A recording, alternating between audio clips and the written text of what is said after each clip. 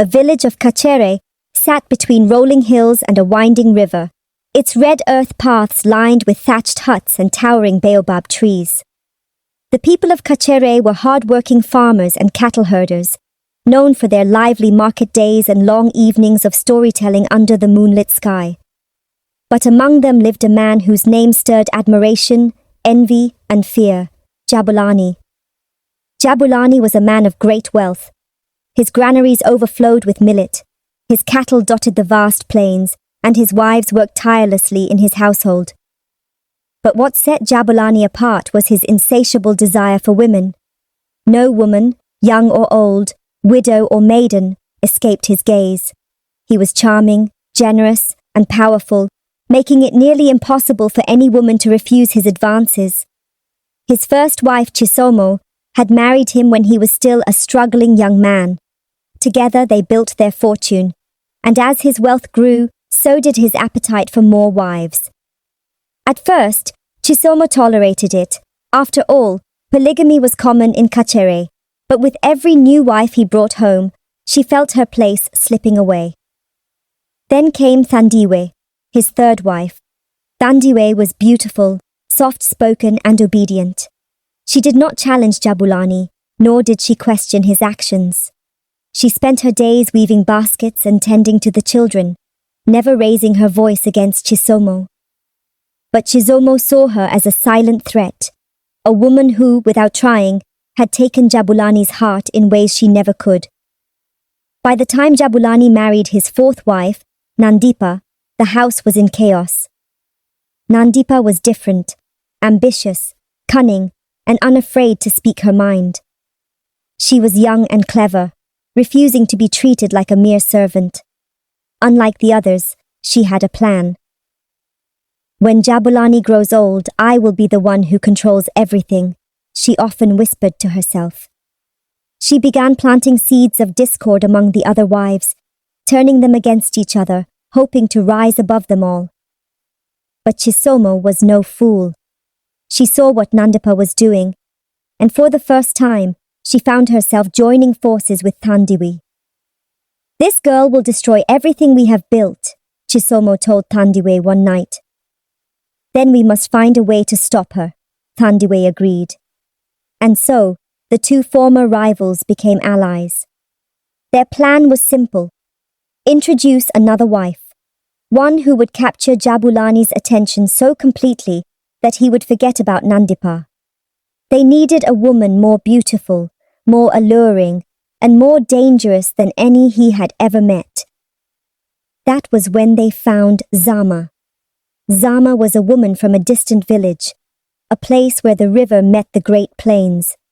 She was tall, with deep brown skin that glowed like polished wood and eyes sharp as a leopard's. She was neither timid nor obedient. She was a woman who took what she wanted. Chisomo and Thandiwe approached her with gifts, fine beads, colorful kitingi cloth, and a golden nose ring. "If you marry Jabulani, he will make you the richest woman in Kachere," they promised. Zama accepted without hesitation. Jabulani was mesmerized the moment he saw her.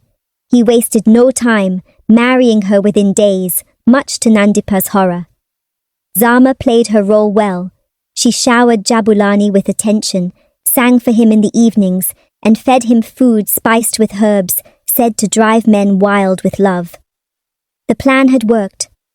Jabulani no longer had time for Nandipa. But what no one knew was that Zama had a plan of her own.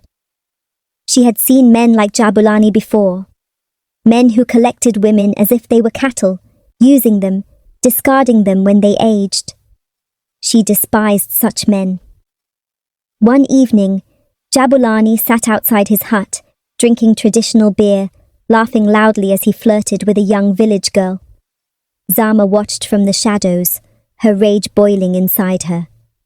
"Another one," she muttered under her breath. That night, when Jabulani lay snoring in her hut, Zama acted. With the precision of a hunter, she tied his hands and feet with thick goat-hide ropes. By the time Jabulani woke up, he could not move. His eyes widened in terror as Zama leaned in close, whispering, You will never chase another woman again. The sharp blade of her knife gleamed in the dim firelight. The next morning the village was filled with the rich aroma of meat stew.